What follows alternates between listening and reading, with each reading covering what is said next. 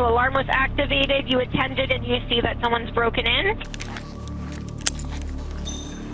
City police! I never wanted to encounter that, right? Like, I never wished that upon anybody. And it doesn't make sense. He's an average, everyday person, truly innocent victim. It was just like a bomb had been dropped on my entire life. He worked hard his entire life, trying to make our lives better.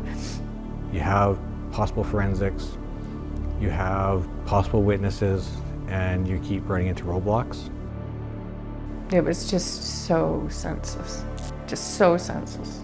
You never think that anything like that would ever happen to you until it does. Welcome to Crime Beat, I'm Anthony Robart. Tonight, a sudden and violent attack on a beloved French chef left investigators puzzled. With no obvious motive or suspects, detectives followed a complicated trail of evidence to uncover what led to the senseless murder.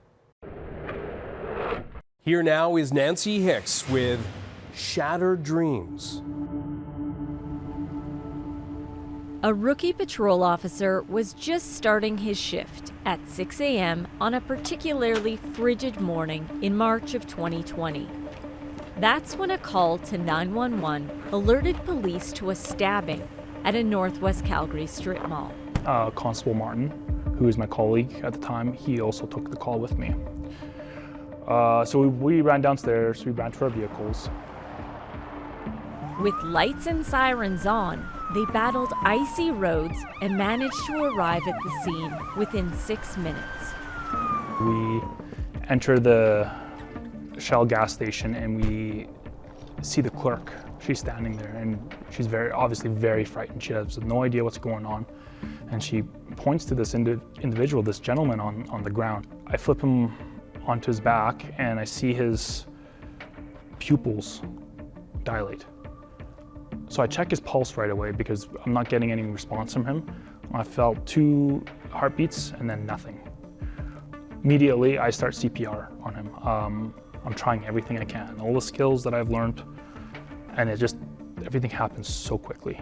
What struck me as I still remember it to this day, it was that most of the stab wounds were not bleeding, but there was one under the armpit and it was bleeding profusely. And as a first responder, I know that's really bad. It was the first time Constable Jelinek was forced to put his life-saving training into action. I go through 2 cycles of CPR. 30 compressions in one cycle, so approximately a minute, give or take, before EMS gets there.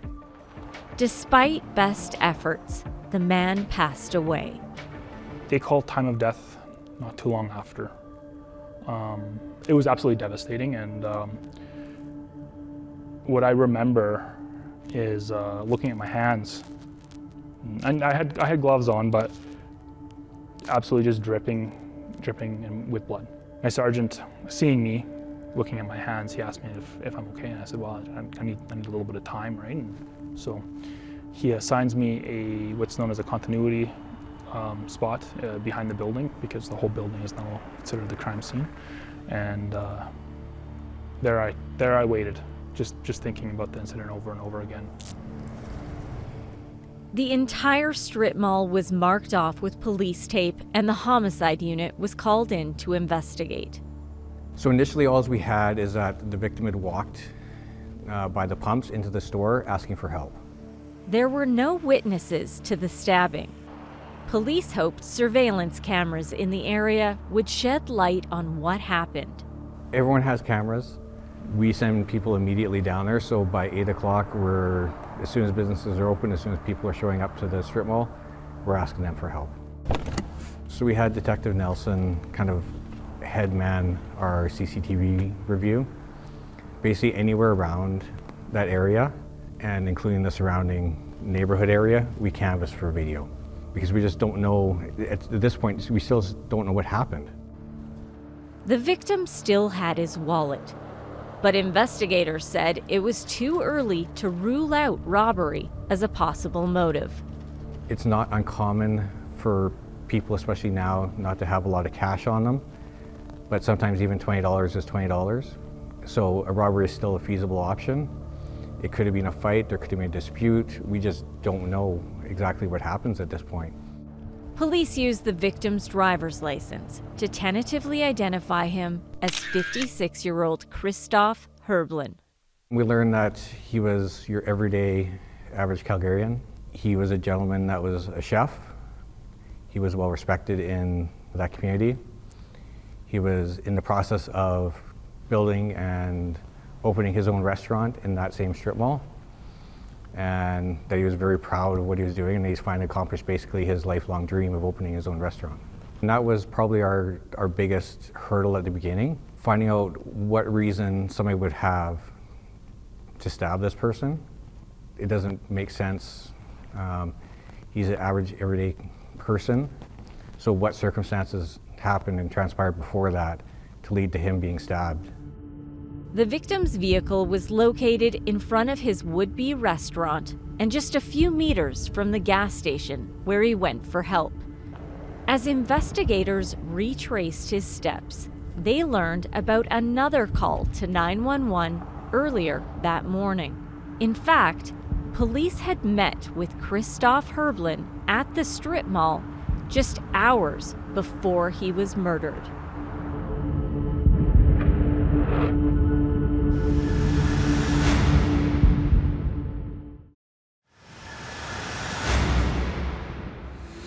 Welcome back to Crime Beat. When a well-respected executive chef is violently killed just outside of his restaurant, police retrace his footsteps and realize the victim had met with police just hours before he was killed. Here again is Nancy Hixt with Shattered Dreams. Christophe Herblin's lifelong dream of opening his own restaurant was close to becoming a reality. The highly esteemed chef was born and raised in France, where he first fell in love with cooking. He had gone to hotel school at 14, like he left home at 14. European people tend to, if you're going to do the trades, you start early. He worked all around Europe. He moved to Canada in 1988, where he worked at the Pines Resort Hotel in Digby, Nova Scotia, the Fairmont Royal York in Toronto, and then the Hyatt Regency Vancouver. I ended up getting an apprenticeship at the Hyatt, and that's where we met. You know, cute guy, he had dark hair and the European, way of dressing and the French accent. I found out he rode motorcycles, and I had a dirt bike that I couldn't get running, and I asked him if he could help me get it running, and of course he did. And then, we had a lot of things in common, and we were a very good team together because, I really respected him as a chef, and then he taught me a lot, and he was just fun to be around. Sharing their passion for cooking, the couple worked on several Hawaiian islands together before settling in Calgary and starting a family. I just loved being around him, and whether we were watching TV together or he was trying to teach me how to cook something and I would fail miserably at it because I am not nearly as talented. Everything with him was great. After years of working at some of Calgary's most exclusive restaurants and golf clubs, he was going to live out his dream of owning a bistro. It was going to be called croque saveur, which is really like a sandwich, like a good open-faced sandwich. Very much a French casual bistro, just good food. Nothing super high-end, just a place you can go and enjoy a good meal and then maybe have like some takeout. I was happy for him, and he took me in between one of my classes when I was in university, and he showed me everything. He brought me inside, and It's like, this is where like our stoves are gonna go, and this is where the display case will be. And he was just thrilled to be in the experience and work towards his dream. He was just weeks away from opening day in the spring of 2020 when at about 3 a.m. on Saturday, March 14th, 911 for what town or city? Yeah, I'm reporting a breaking that's happening In what town or city, please? in Calgary. We were sleeping, and he got a notification on his phone that the alarm was going off. And, you know, we both woke up. It was like -20 and snow, and so it was miserable out. And I just said, you know, be careful, and you know, but there he was going to go no matter what. So. Well, I'm just getting to the site. I saw some people getting inside, and I'm going in. Okay, so do not go in. I will bring police on the line for you. Calgary Police, what is the address of the emergency? It's 3816 Boat Trail Southwest. And what is your name? Christophe Herblin, Herblin. Okay, tell me exactly what happened. My alarm went off at the store, and I'm getting in. The front window is broken in, but I saw some people going in. Okay, so stay safe in a way. I do not want you approaching the business, okay? So alarm was activated, you attended, and you see that someone's broken in? Yeah. What's the name of the business? It's called Croque Saveurs. Perfect. Now, are any weapons involved or mentioned? I don't know. Do you see any lights on inside at this time? Yeah, there's lights inside. The lights are on right now because the place is in construction, and it's on all the time. Oh, the building's under construction? Yeah. Okay. I saw a police car just pulled in. what happened next was captured by a responding officer's body-worn camera. Okay, 1218, I am out. Got visual on the front of the building.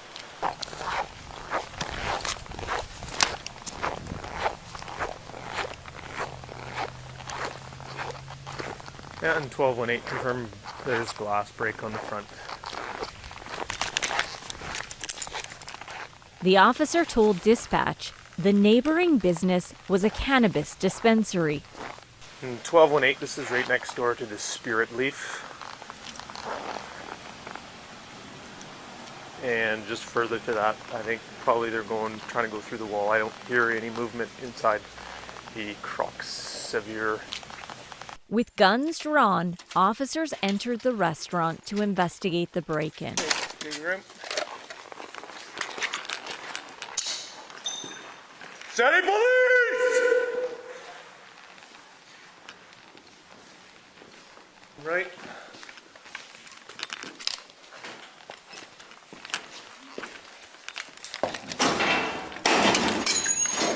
Yeah. Okay, come out. So they ran out the back, maybe? Yeah, looks like it. Police spoke with Christophe Herblin inside and learned his business had been targeted several times. Because I had 4 break-ins since I'm using this place, and then 2 times they broke through the wall, and once they were able to rob the store next door. Yeah. Once they were certain there were no offenders in the building, officers left. Christophe stayed to repair the damage to the front of his business. So he did his best to secure it, but he also found that the alarm system had been disabled. So instead of leaving the business insecure, because obviously somebody had made an attempt to get in there, he was going to wait around to the morning until somebody could come secure it and fix the alarm. It was still so early in the morning that Christophe didn't call his wife to update her. I woke up like with a start at about 6:20, and I had a really bad feeling. And I tried to phone him, and like I just thought, you know, maybe he wasn't home because You know, he was down at the police station or, you know, doing something like that. I phoned him and texted him, and I hadn't heard from him. So I went down to the shop, and I drove down 37th Street, and I could see the police tape from like a few blocks away. And then I thought, okay, well, maybe, you know, someone broke in or whatever, and, you know, there was a robbery.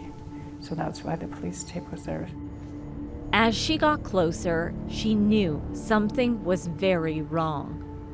And then I drove up and I parked the truck, and I could see the Mazda in the parking lot, and I could see this I could see the smashed windows, and I was walking towards it, and then one of the officers came up to me, and I just said, "That's my husband's car,"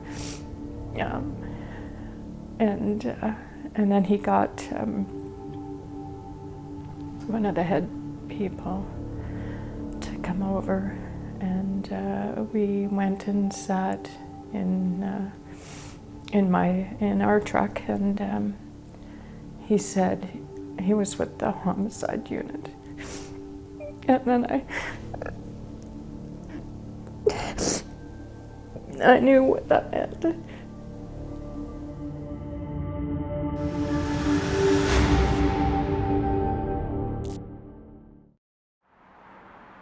Just hours after his murder, Christophe Herblin's wife and daughter met with investigators at Calgary Police Headquarters.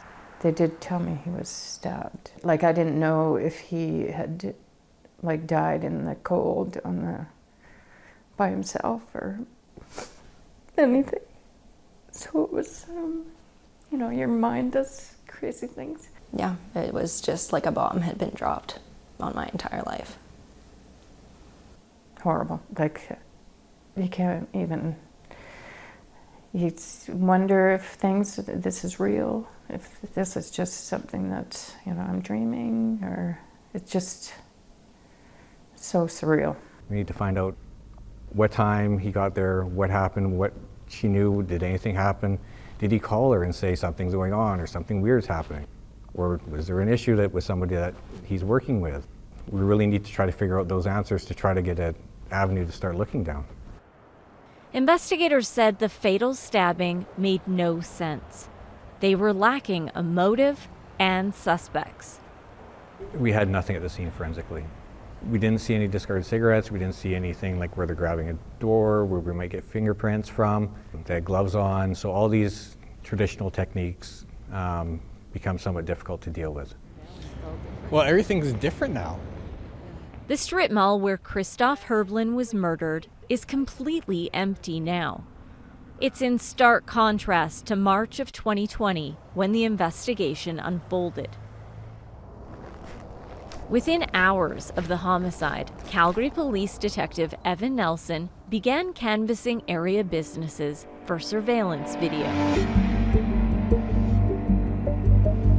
He went business to business, watching video from multiple cameras and angles.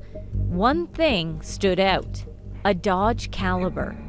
It showed up on multiple videos and appeared to be connected with the break-in that happened just before 3 a.m. Somebody came out of the Caliber, heavy clothing, and then walked right up to the landing area of the liquor store and grabbed what looked like a brick or a rock from that area, and then went back into the alley. So at that time, what you see is somebody come around the businesses around the Royal Bank, close to the Shell as well, and then come back to the front doors where this is at the cafe, where they throw a brick or a rock through the front doors and then enter inside. A second man got out of the Dodge Caliber and minutes later also went inside the bistro. Then, at 3:10 a.m., Christophe Herblin arrived while on the phone with 911. So around 3 a.m. on our initial break-in, they end up triggering an alarm that Mr. Herblin has put in. Once inside, the alarm's triggered, they end up leaving out the back of the business. One offender gets into the Caliber, and the Caliber drives away, and the second offender ends up running and hiding. 5 minutes later, at 3:15, police arrived, taking the detective to the events captured in the officer's body-worn camera footage. Police leave the scene at 3:39 a.m. After that, Christophe Herblin is seen going inside, where it's believed he patched up the shattered door panels. He goes outside and sweeps up broken glass, then locks up and gets into his car. He sat there for about an hour and a half, and just before 6 a.m., goes back into his bistro. At that time, investigators were surprised to see the Dodge Caliber, involved in the break-in earlier, captured again on CCTV.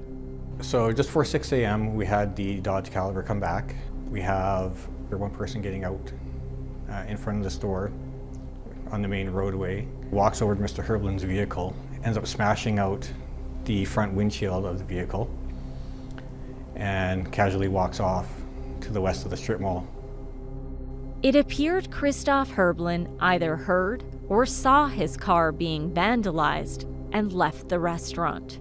We have one video that's basically at 6:03 a.m.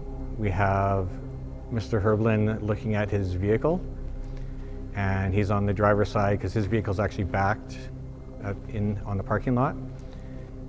And at the same time, we have our second offender running towards Mr. Herblin and his vehicle, and then we lose the video. The detectives couldn't believe it. At the exact moment the homicide happened, the camera stopped recording. The motion just stopped. So there was about 15 seconds there that would have been very important coverage to see the last moments. Christophe Herblin was fatally injured in that time. The autopsy revealed he was stabbed 9 times. 3 of those entered the right side of his chest, injuring his lung and liver. Even with the CCTV evidence, police still had no idea who the 2 offenders were. We never had a clear picture. At that time, between the cameras and such, and the temperature outside, between what looked like possibly a balaclava or a mask over the face, it was very difficult to see any kind of facial features. Investigators believed, given the surveillance video evidence, the people who broke into the bistro were also responsible for the murder. But we could not figure out why they would come back, why Mr. Herblin would be assaulted and stabbed and ultimately killed. It didn't make any sense. Initially we thought maybe it was personal because of that. Are we looking at somebody that's got a beef or a gripe with Mr. Herblin? Because that was almost like a personal attack on his vehicle, which, again, coming back, it doesn't make sense for a typical break and enter. Police focused on locating the Dodge Caliber. We couldn't get a license plate, but it did have a distinctive gas cap on it that allowed us to at least have an identifier for the vehicle. The body of the car was black, and then it had a lighter colored gas cap. As our analysts started digging into it, we actually did find a Dodge Caliber that had been stolen from the area. It was a day or 2 prior to the murder. We basically put it on our system for any police agency, if they run it, that we get notified. And it was late on Sunday afternoon that we received a call from an RCMP detachment in northern Saskatchewan that they had found the Caliber.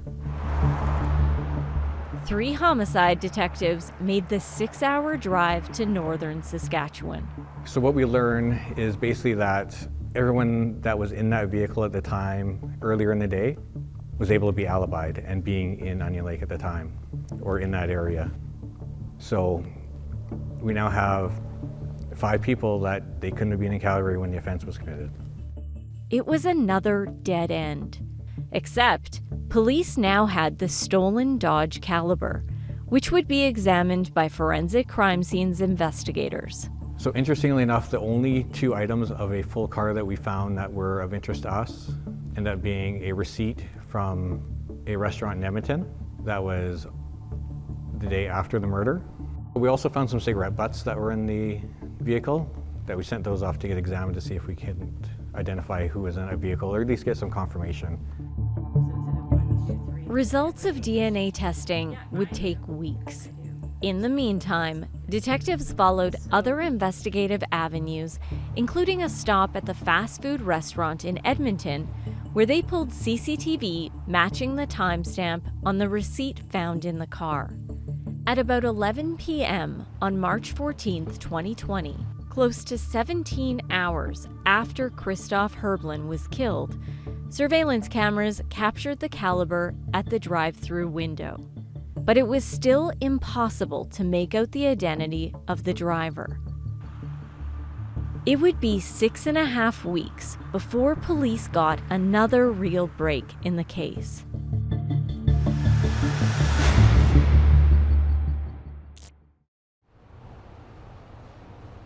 It was just a blur and we were just devastated. Christophe Herblin's death hit the culinary community in Calgary hard.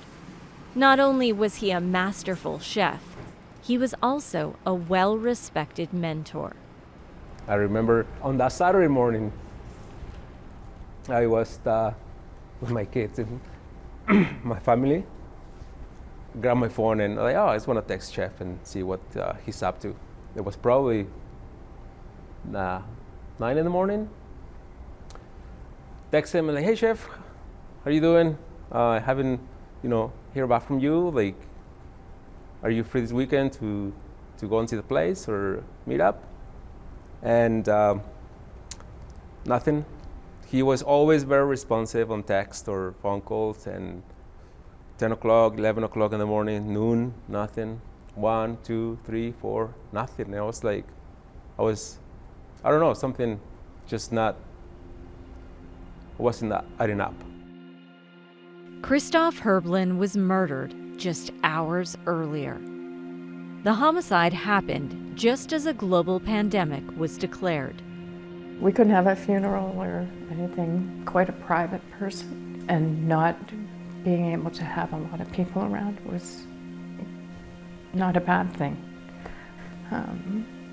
So I could be, in my grief without having to explain myself to anyone. Investigators worked tirelessly to bring his killers to justice, but weeks passed with no arrests. Then, nearly 2 months later, there were a series of key developments in the case. The first came from forensic testing of the cigarette butts found in the Dodge Caliber. So one of the DNA hits came back to a female who we can't identify, but we called her AB. AB's identity is protected by a court-imposed publication ban.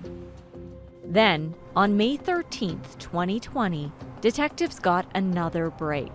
So in the investigation, we were lucky. We received a Crime Stoppers tip from an anonymous person to the public that identified Anthony Ace as being responsible for the murder of Mr. Herblin. As we started digging into Anthony Ace, we learned that it's an alias for Anthony Dodson, and further also learned that it's an alias he uses of Anthony Christian. Within just a few days, police received 2 tips about that person of interest. So we were lucky enough to get a second Crime Stoppers tip that identified Mr. Dodson as being involved in a break and enter to a cannabis shop. Seeing as Mr. Herblin's restaurant was right beside the cannabis shop that had been broken into previously in February, we started looking at that CCTV along with other CCTV for cannabis shops to see if we could determine, is it the same person that's breaking into these cannabis shops? Is it a different person? Is there something we can compare that we can move our file forward with? Surveillance video revealed a break-in at the cannabis dispensary adjacent to the victim's bistro on February 5th, 2020, just over a month before the murder. 2 days later, thieves returned. We We're aware of previous break-in and enters to the cannabis shop next door to Mr. Herblin's restaurant. So we did review the video that was captured at that time back in February. Unfortunately, because of the quality of the video, the movements that were being made, you couldn't get a very good image of the person that broke in. And comparing it to an unknown person, it makes it very difficult to identify who that person might be. Now, with a possible suspect in mind, investigators went through the video surveillance again, frame by frame. Thieves cut through the wall of the bistro for full access to the cannabis store's inventory. They dragged a 250-pound safe out of the business. In total, they got away with upwards of $20,000 in cash and marijuana. Once we learned of Mr. Dodson, we were able to start looking again at the previous video that we had and started seeing some very distinct similarities between the original CCTV video that we had from February and also the video we have now for the murder, including things like facial features, size, mannerisms, things like that that led us to believe that, this potentially Mr. Dodson was a very good suspect for this. As investigators dug further into Anthony Dodson as a suspect, detectives decided to try to speak with AB, who was in custody in Saskatchewan. My understanding of who AB was is someone who has had some experience with the police in the past. I wanted to make sure they got on their phone with the lawyer, because this wasn't going to be a witness interview. It was going to be an interview where they are going to be advised of their potential jeopardy in the homicide. So as I went to the back cell area, they were bringing this person out, and I introduced myself and explained what it was that I was there for, and that I wanted to put them on the phone with the lawyer. They immediately burst into tears. AB admitted she was the driver of the Dodge Caliber, but told police she was not involved in the homicide. I found this person to be very forthcoming. They were unaware that the murder had taken place because they had left just before that murder took place. So they were unaware, or at least they claimed to be unaware of the murder, and seemed to be quite impacted by the fact that that happened. AB confirmed Anthony Dodgson's involvement. She said after failing at 3 a.m., they returned to make another attempt at breaking into the cannabis dispensary through the victim's restaurant. Mr. Dodson was very determined to go into that weed dispensary, which was right next door to Mr. Herblin's restaurant that he was opening. AB told the detective she feared the two men might become violent and took off in the Dodge Caliber. Before they got out, they talked about a person being in the vehicle in the parking lot and what they might have to do if they were confronted by him.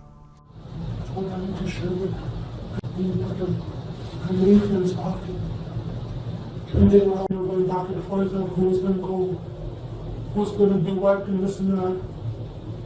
And I started freaking out.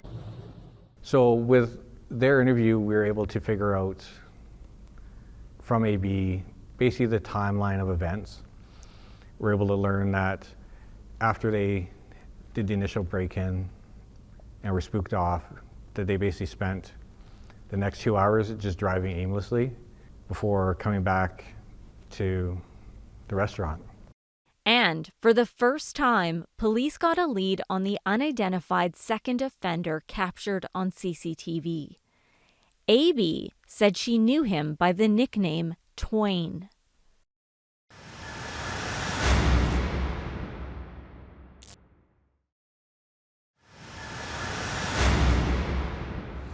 Welcome back.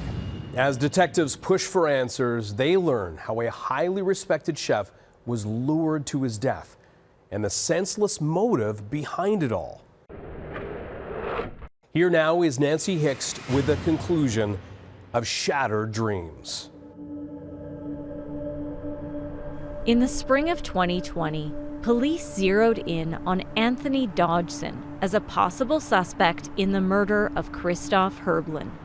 And we actually learned that he lives very close to the strip mall, and also very close to where the Dodge Caliber was stolen. So we start putting everything together. We believe him to be a viable suspect. And based off everything we have, we approach the Crown and lay out what we believe has actually happened here. And we were able to receive charge approval for Mr. Dodson. On June 3rd, 2020, Anthony Dodson was arrested, taken to Calgary Police Headquarters, and interviewed. Go on in, have a seat. If you need anything, we are monitoring and watching, but knock on the door, okay? All right, Okay, thanks. Somebody will be along shortly to talk to you. My name's Stu. I'm with our Calgary homicide unit. The interview started off slow. You are being charged with the murder of Christophe Herblin. This is all a joke. It's going to be thrown out. Okay. I wasn't in the city, so it's... Detective Cole began presenting the evidence against him. CCTV evidence shows a particular vehicle that was utilized. Okay. Okay, and this vehicle was stolen across the street from where you live. Okay, so that's part of it too. All right.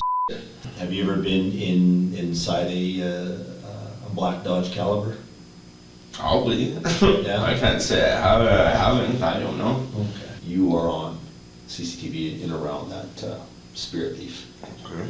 Canvas getting in and out of that black Dodge Caliber. Okay. The officer zeroed in on the moments leading up to Christophe Herblin's murder.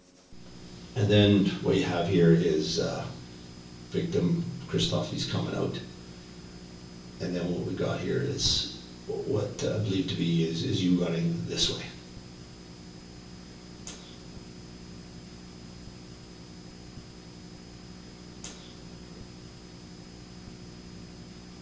And then that's around the time that he's murdered. That's when Dodson began to open up. So then that's you running around there, and you get into it with Christophe. Allegedly. Allegedly. Yeah. Dodson also identified the second suspect, previously known as Twain. Hollywood? Okay. Hollywood? I said Holloway. Oh, Holloway. Okay. Mr. Holloway, as much as we could tell, wasn't on our radar as being a person involved in the offense. So for us, it was a brand new name. The interview ended with Dodson expressing regret. I wish this all never happened. I'm truly sorry for everything. With the second suspect identified as Tommy Holloway, investigators went back to AB to see if she could pick him out of a photo lineup. Photograph number 4. She was shown 10 photos and chose one, positively identifying Holloway. Mr. Holloway did speak to us. He again kind of downplayed the whole incident. He is adamant he did not do anything to Mr. Herblin himself. And based off the CCTV, we do believe that his role was to break the window in a way to lure Mr. Herblin out.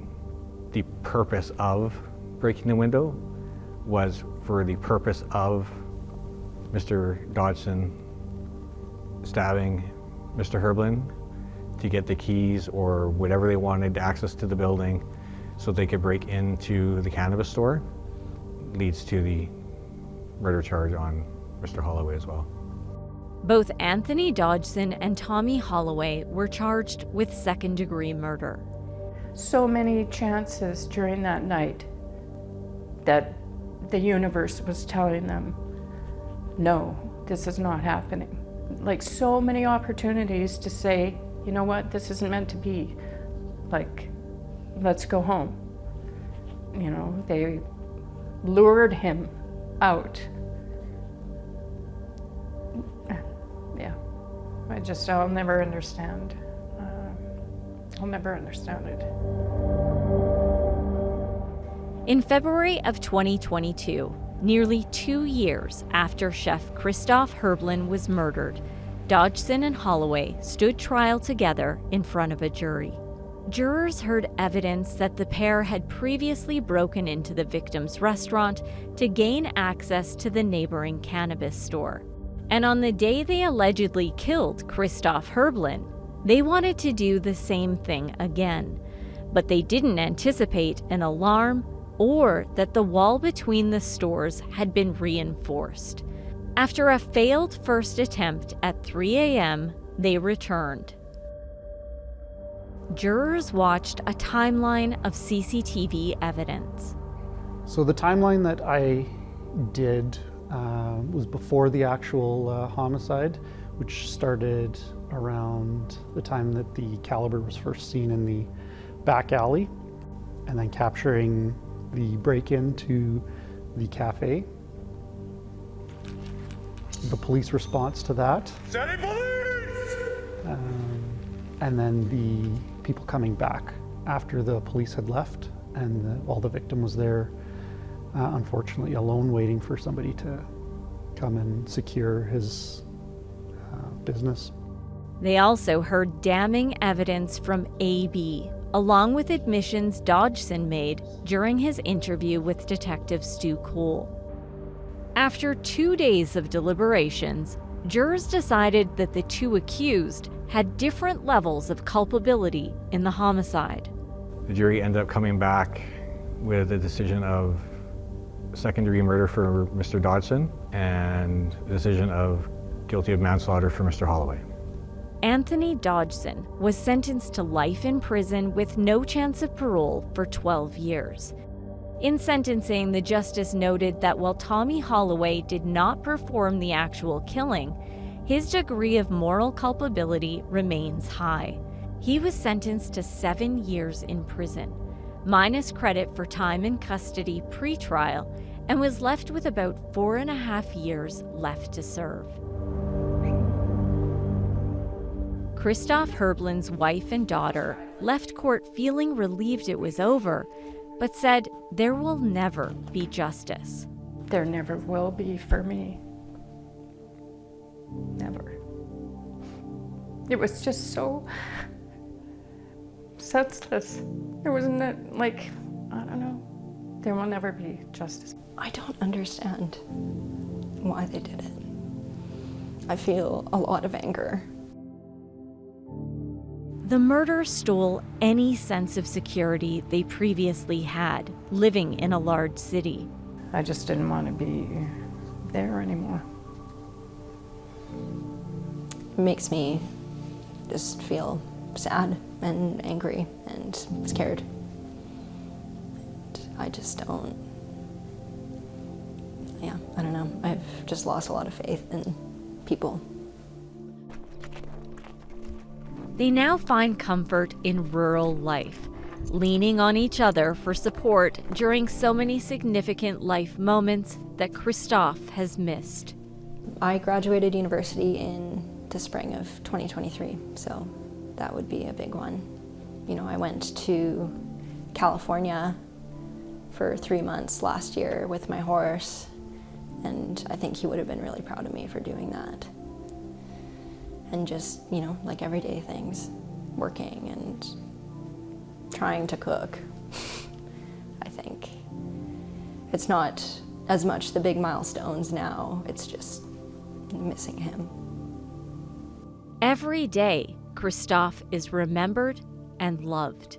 He was one of the best people I've ever met, really. Way better person than me. But totally didn't deserve it. He worked hard his entire life, trying to make our lives better. I just loved being around him, and I just miss his presence. I miss, you know, my best friend. I miss the comfort and familiarity and his corny jokes. Yeah, he was just a good person. In August of 2024, Tommy Holloway was granted day parole. Anthony Dodgson remains in prison. He is eligible to apply for day parole in July of 2029. Christophe Herblin's wife and daughter hope to spread his ashes in France sometime in the next year. Thank you for joining us tonight on Crime Beat. I'm Anthony Robart. Want more episodes of Crime Beat? Listen to the Crime Beat podcast, now for free on Apple Podcasts, Spotify, or wherever you find your favorite podcast. And for past episodes of Crime Beat, go to the Global TV app, visit globaltv.com, or check out our Crime Beat YouTube page.